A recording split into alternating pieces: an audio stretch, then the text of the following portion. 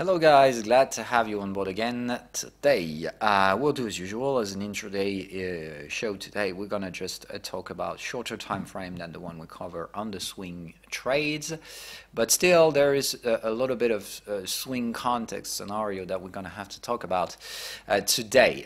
Mostly the dollar. We're gonna talk about Ethereum's and Bitcoin scenario that just move on according to the swing scenarios. We're going to have a quick look at the VIX as well, and obviously give you my intraday scenarios for the SPX.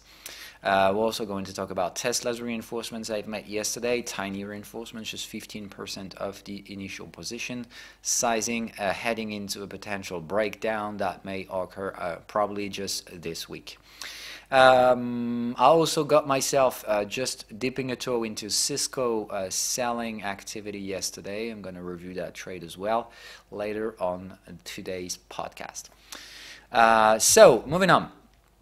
Starting with the Ethereum and cryptocurrencies, we now had overnight session on the Asian session, so probably the guys in North Korea or South Korea who've been playing along this game. But these markets, we do have a bullish impulse clearly being visible on the 1 hour chart time frame.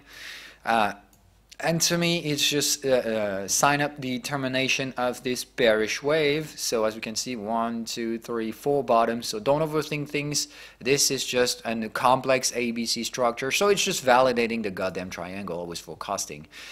So wave 1 for this triangle, wave 2 was done. Wave 3 is now cleared. We do have wave 4 and 5 to finish before finding some potential bullishness. So still some patience seems to be required to me. But still, what I see in here is odds are shifting to the upside like there was expected to be for my scenario. And momentum is clearly showing this up. And you can definitely see two sets of waves, bullish consolidation, set of wave, second bullish, so ABC, ABC, ABC, ABC, and now an ABC sets of waves to be expected to the upside before a final consolidation. This is where we should have the lowest ever volatility, and then I think this out of this compression should be an actual bullish release in technical and odd perspective, because the previous impulse has been bullish. It's been consolidated by that triangle. Normally in this kind of context, odds are most likely to the upside. I just want to give a quick warning because I see, I'm always overwatching what users are saying here and there, those who agree with me, also those who don't agree with me. Because once again, I'm not here seeking for the only truth, just to assess odds and potential rewards and how much risk I accord for that trade. That will define a trading scenario, the good old risk management strategy. And I've seen an increasing number of people thinking that this market will go down because people think it's going to go up. So that's a big problem, and we're obviously going to have to make an educational video about that. So I duly noted it for further usage, but when we're going to restore the educational videos, and we'll do that on Wednesdays, and we'll start doing this right by April switch, and I will obviously make one about the psychological patterns. What are they, and in what kind of context they must be triggered? So obviously trading against the consensus, so when you say everyone is bullish though I'm selling, or everybody's selling though I'm buying, these things must happen in some specific context. I don't nearly think that those contexts are at play right now, because when you do this, you must be reaching out to an area that is triggering high level of speculation, but not the opposite. You shouldn't be in this area for a long time, which means in here we're trading in that goddamn area for quite some time. So prices are accepted in here, whether you like it or not. Bulls and bears in here are trading. Some will be right, some will be wrong. The question in here is not just about that. The question is, how much do you risk and for what goddamn reward? That's the actual trading question. If you're just trying to figure out how we will exit from this, if we're just going to try bearish before going bullish, it's absolutely possible. So don't even try to think about that. All you care about is how much do you accept the price to go down before going up. if your goal is to go to the upside. I mean, if your profit taking is to the upside. If you're doing the opposite, and once again, I accept this absolutely, prices could go down. I think personally that the odds and the technical information I have suggest more chances to go to the upside. That doesn't say it is going to go to the upside. So if you have the opposite conviction that I do, and you could have for some other perspective, you might use other indicators or anything like that that may suggest we have more odds to the downside, then so be it. If you think it that way, then trade it bearish, and you're just going to do the same fucking job that I do. How much are you ready to risk to the upside for the prices to break down, to break down?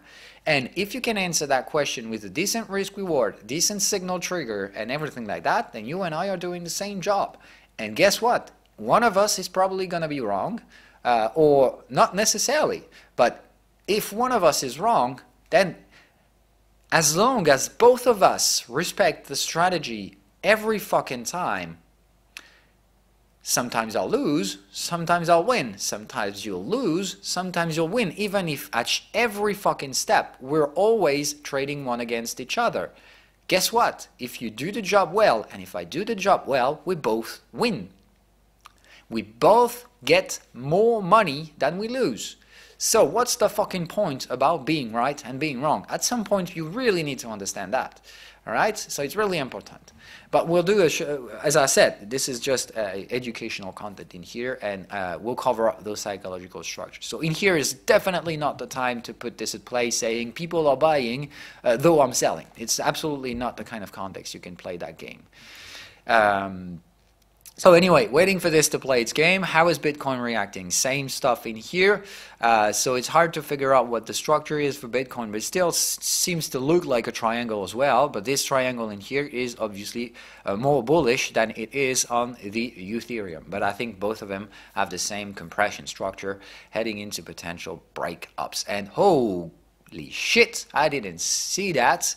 Now we've got a bullish trend channel out of Bitcoins on the daily fucking chart. So that's something. That's definitely something that's shifting one more time odds to the upside. So that doesn't mean we're going to win, but this is just one additional element, tiny but steadily shifting the balance to the upside. So there's no more bearish trend at that point. That doesn't mean it's going to work out. Last time it didn't, but I think right now it's just, in terms of maturity, I think we've got it. So that's my personal opinion. Don't trade just because, oh god fucking damn it.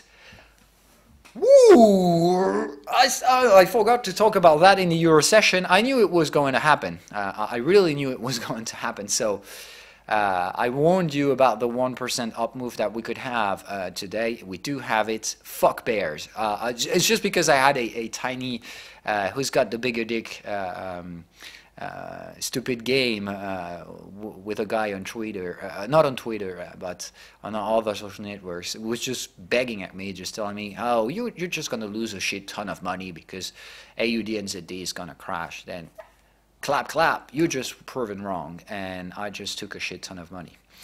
So I've returned positive, which means now we should be on top of my entry prices, which were about like that. So now I'm restoring fucking positiveness out of this goddamn AUDNZD. Oh my fucking good lord, I've been waiting for this so long. So now we do actually have the bullish outburst, breaking a trend line, prices accelerating, volume, got everything we need for this goddamn play to terminate. So now bulls will have it under control. Don't even think there is going to be much pullback. I most likely think we're going to rally fucking straightforward to resistances, take down all the stupid bears who've been once again selling a support, anticipating breakdown before they even occurred. So bulls wins. We'll see how. We'll wait for confirmations the following days, but that was expected. Now it is it. Timing, everything we need. We hold it to the goddamn stop loss area. I'm now able to rise it a bit, which means any pullback, I'm buying to maximum leverage this thing. It is not yet trending. Remember that in order to trend daily, we need to have higher lows, which we don't, unless you consider this as being a dip. So as I said, it could be possible. I wasn't anticipating anything like that, which means I'm still remaining cautious in between. I would pretty much like to build a higher low in the daily charts later on, so out of the forthcoming weeks and month. Probably just rising first, but I'll expect some kind of a pullback afterwards. It could be better to have some pullback in here, some higher lows, but with candle closes, because this, I don't know what to do with that.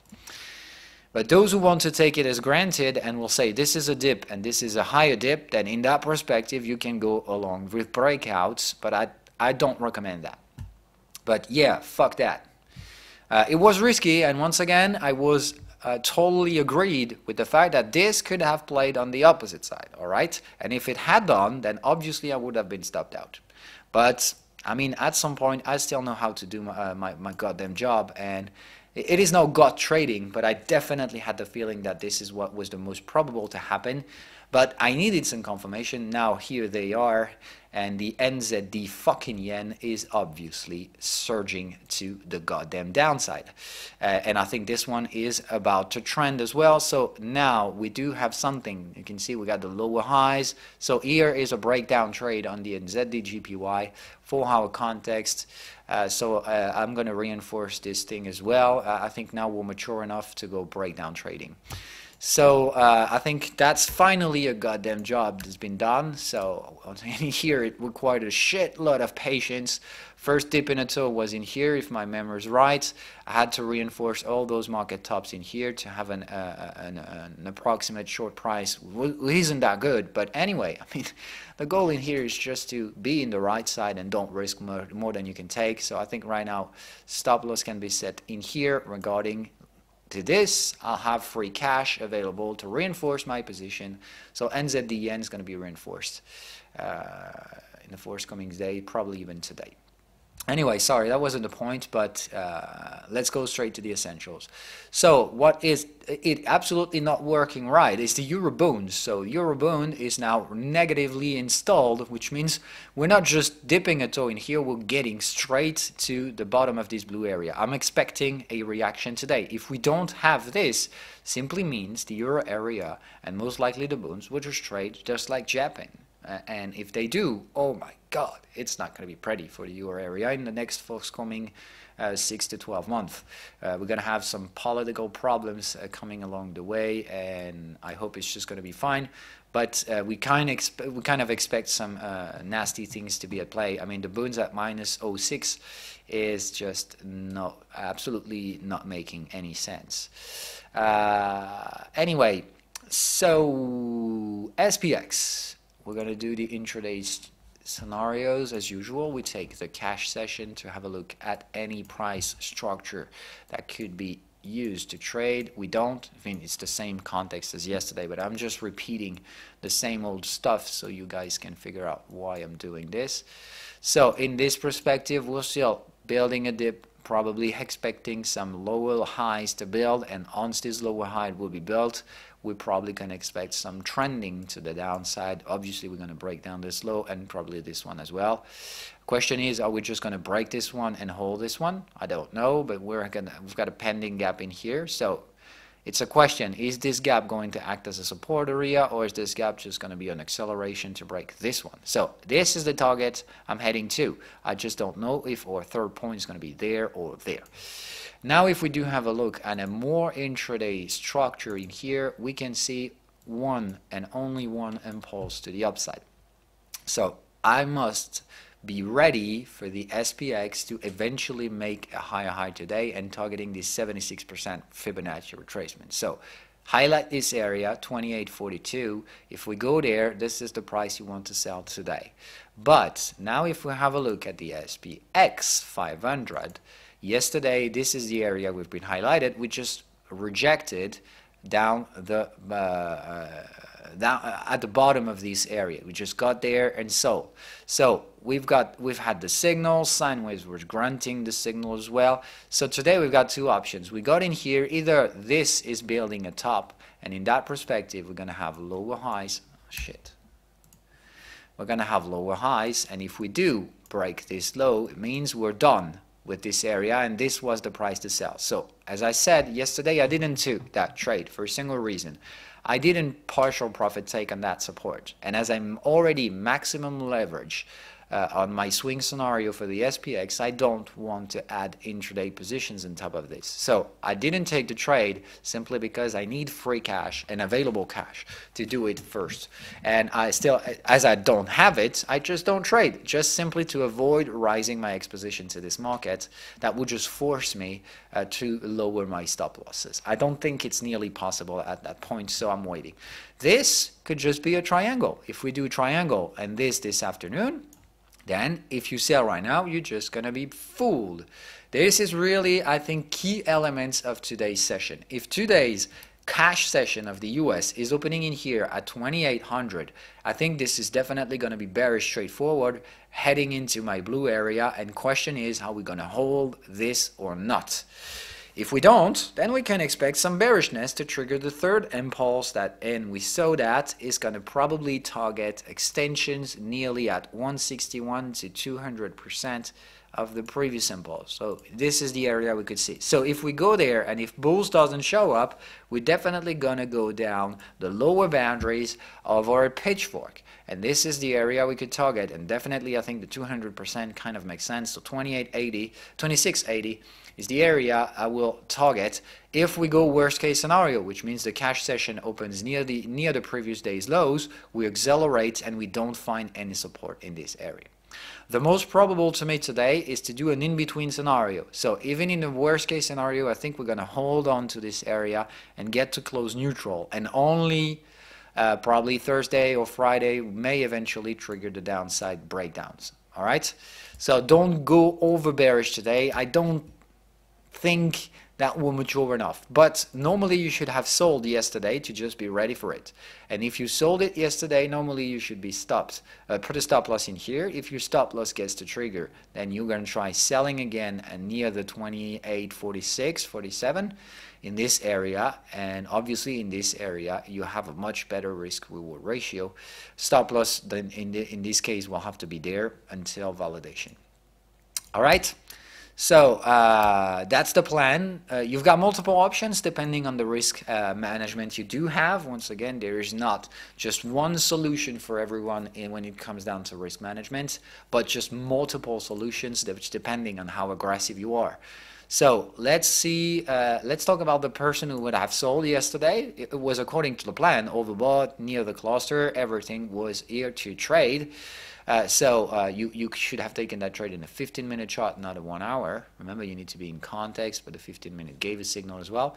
So in here, if you took that trade, you got multiple options. Either your stop loss is at the market top and you're waiting, okay? And if prices just do there, you just don't do that. You don't give a shit. I mean, this is in your risk management area. All you care is for the price not to do this, all right?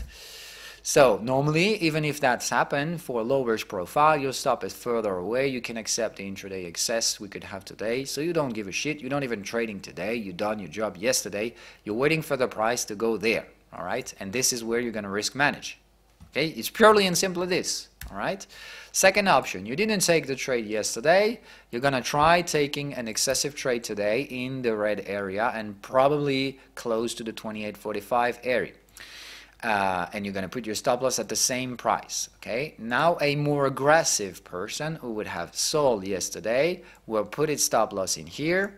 All right. And if the prices go there, they'll try selling at higher prices. I could accept that. Once again, it's very aggressive.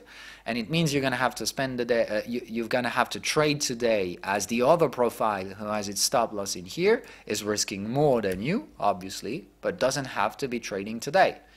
This guy who's been trading yesterday just got one thing to do today, put a goddamn partial profit taking in this area or an alert. And guess what? You just get the hell out and you have got nothing to do today. You just let the market behave. All right, that's more convenient. I mean, do what the fuck you want to do. Is there a sunny day today? Do you want to enjoy some time with your family and friends or whatever this is you want to do? Just do it, because it's going to be much more interesting than watching a goddamn chart. All right, so that's for the SPX today. Let's talk about the dollar. All right, dollar's been reinforced yesterday for me. In here, that was the expected price area, signal, usual stuff, you know about the deal. All right, so in here is my first dollar reinforcement. All right, just at my previous entry price, so I didn't got into a crazy big reinforcement. I still allow prices to try going a little bit higher and searching for the 76.4. But if we go there, I'm starting another set of reinforcement. All right, if we're breaking supports, I think we'll be mature for wave 1, 2, and we'll just be ready for a trend trade to trigger. So it's still a little bit too early to say it's a done job and it's a granted scenario, but if we build the higher low in here, that's possible. Once again, look at sine wave in here. It still has some room to work this along the upside, but if we do break this low, it means the game is done, is settled, it means that the high price is there. Let's put the goddamn, all right, in here. Need to be precise with the goddamn fibs. All right, so this is what we have. All right, if the job is done, I'm going to target the same area. All right, 161, 200%. Let's have a look at how. All right, so 161 means we go to this low, we just dip a toe below it, and we stop there. 200% means we're reaching out to a Fibonacci cluster, the strong support, a context, and everything like that. I definitely think that both make sense, but first of all, we need to validate this. We need to confirm by a daily bearish engulfing structure by tomorrow, because this doji, and it's still not yet closed, doesn't even mean anything. If we just rise again today and close at the highs, you know what's going to happen. The next forthcoming days will be bullish. All I'm saying is that normally we should have a correlation between US going down and dollar going down, which means if the US are about to fall for the forthcoming days before the weekly close, I very well tend to believe the dollar will as well. Reason why I'm still hesitating about the fact that we already have the top in the dollar, but I still tend to believe it's coming closer, and you definitely want to be in. If you're not in the dollar, meaning if you didn't even take any trade in the speculative area, I think it's more than about time to get in this and to at least take a speculative trade. All right, I myself, I'm already forecasting the trends to trigger, so I'm rising interest in this market. I'm rising my exposition, obviously, as well. But it isn't in a daily chart, it is in a 4-hour context. As you can see, I want to see prices failing on this trend channel. And as they do, if they confirm it, which means we're going to restore and return prices, got them to the context, which means we'll have lower highs, price rejecting the trend line after testing context. So when you do context, trend line, context with higher lows, how is it called using the strategy? It's called accumulation structure heading into breakdown. So I definitely am accumulating leverage right now with a decent amount. I'm not going all in, all right?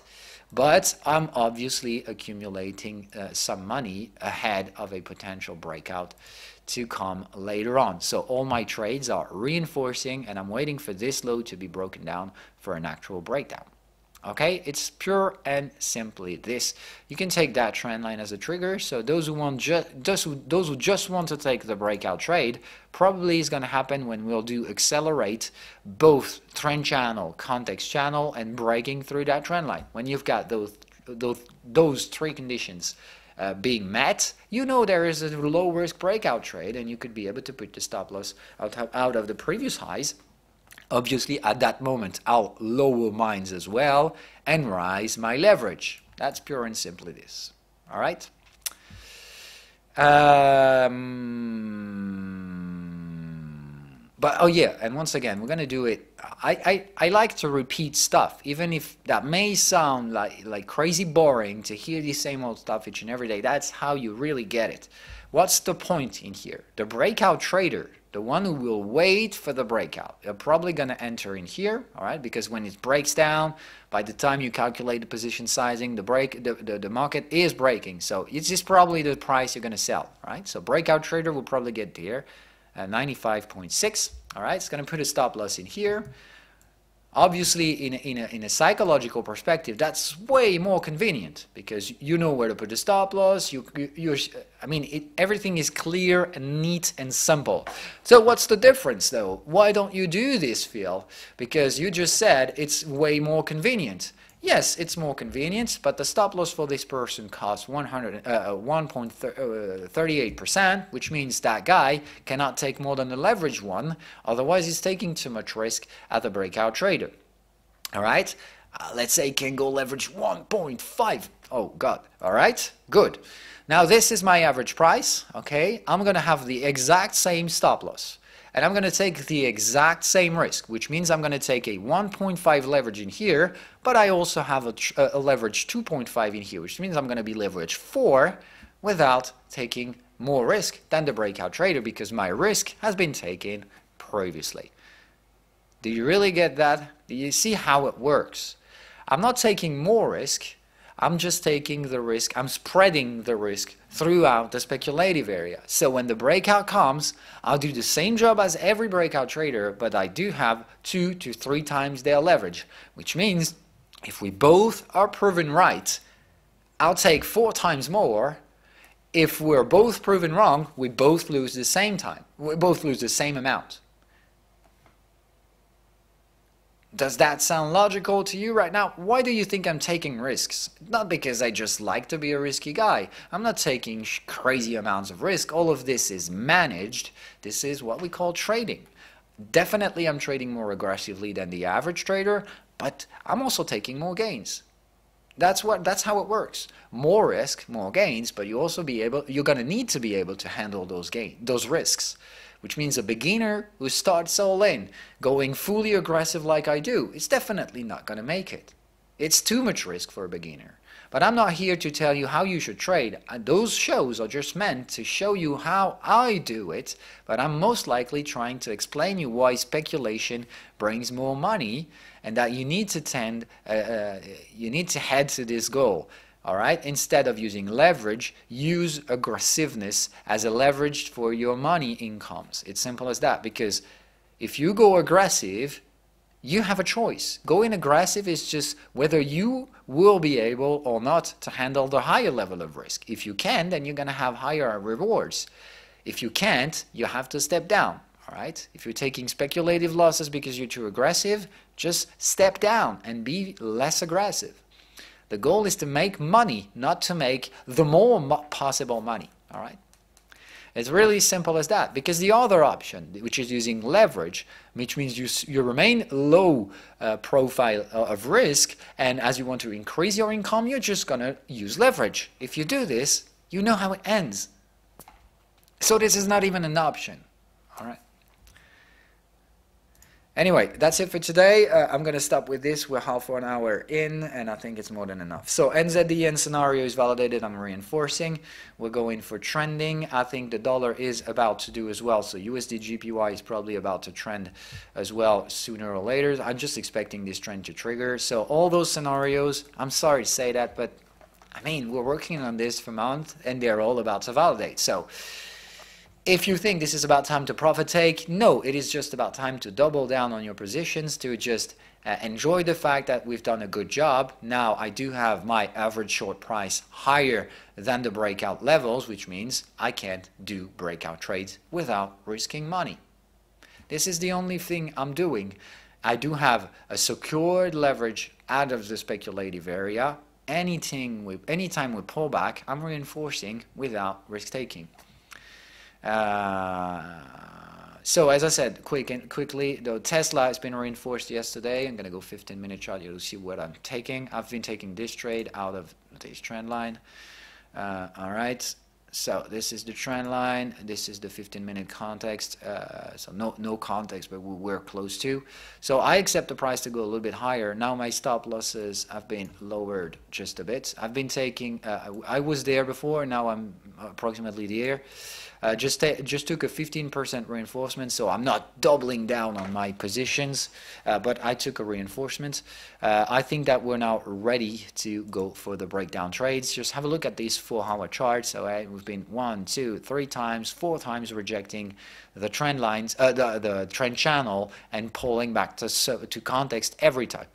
So in here we tried to break, didn't make it. I thought it would be, and as I said, I'm going to break our trade, but I want the candle closes.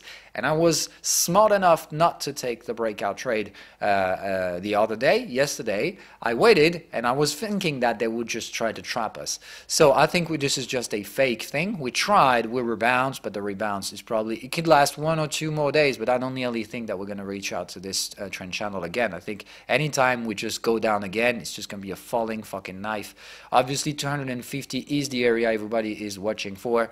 As long as this one breaks down, it's a 15 to 20% drop almost instantly. It could be done in just a single day, and obviously the day it happens, going to be all over the news. Tesla's falling, Tesla's breaking $250 support, and obviously people would just start selling at that point. So that's just probably the beginning if the red flag shows up.